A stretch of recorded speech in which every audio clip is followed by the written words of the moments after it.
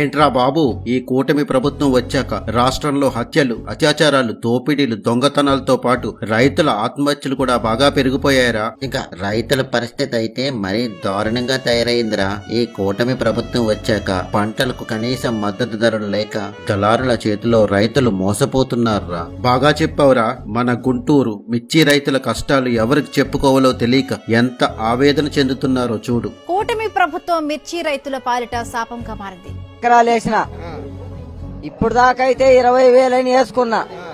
ఈ సంవత్సరం కూడా 5 ఎకరాలు వేసుకున్నా సార్. ₹1 కాదు, ఉరితాడు వస్తుంది.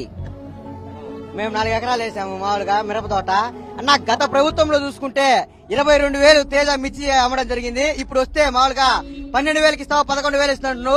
గత ప్రభుత్వంలో వైఎస్ జగన్మోహన్ రెడ్డి ప్రభుత్వంలో గత ప్రభుత్వంలో 22,000 తేజ మార్కెట్ మిర్చి అమ్మిందన్న. ఇదే రైతులు మేము అందరం ఆనందంగా ఉన్నామన్నా.